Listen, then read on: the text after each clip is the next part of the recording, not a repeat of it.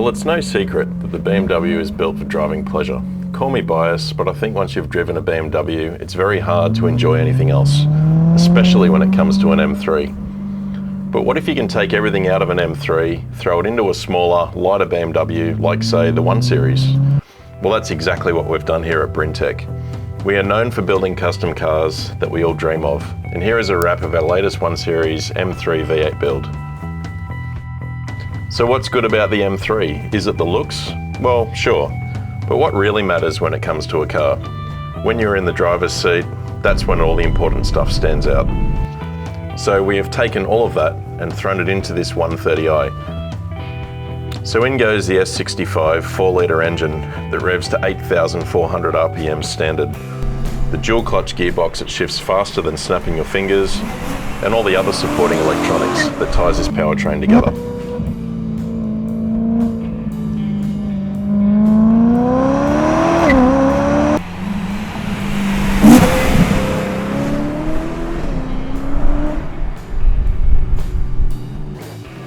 Starting with the engine and gearbox, this is all installed on the M3 subframe and bolted directly into the 1 Series chassis.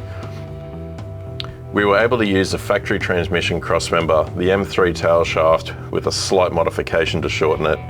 The stock headers fit nicely, along with the M3 exhaust system, with just a slight mod at the back to adapt the 130 muffler. The 135i Brembo brakes were fitted on the front and rear, along with the 135 hubs.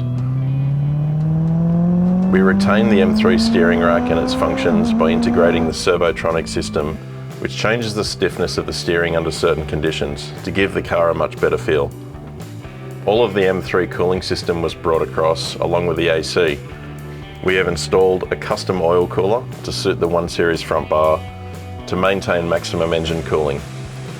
Now, it's crucial for the S65 engine to have correct oiling conditions as the clearances are tight. If you maintain good oil condition and the engine is kept cool, then you are golden.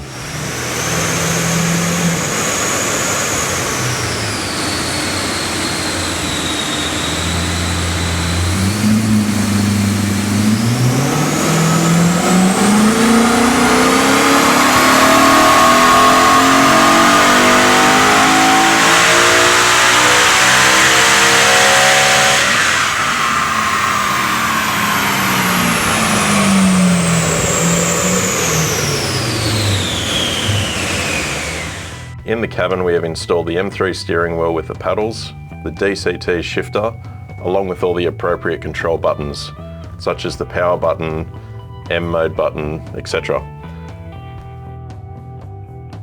And finally, the M3 instrument cluster has been installed, which allows you to see the full RPM range and all the other cool features that an M3 offers.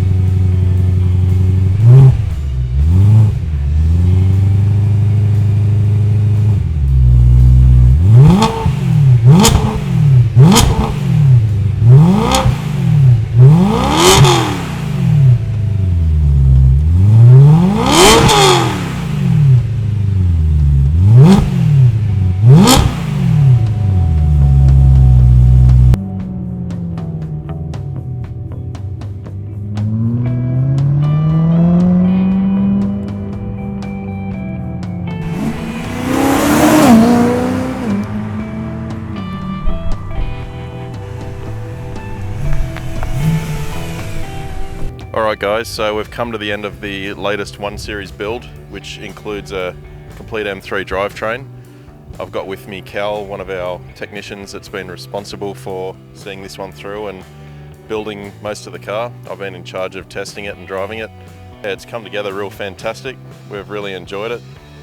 There hasn't really been many challenges with this one. We've done 3 now, and this one is a combo of DCT in a hatch.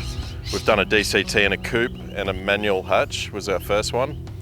So we're about to get our customer up from Victoria to come and collect it next week. We've done about 900 Ks of testing, some video and filming work of the car, so we're really happy with it. We'll see if Cal's got anything to say about it.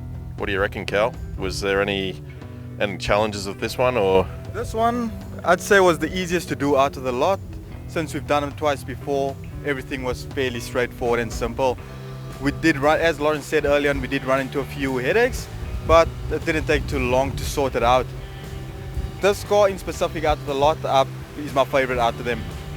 Reason being, the suspension set up nicely, the brakes are right, and it's just the perfect amount of power for this shell.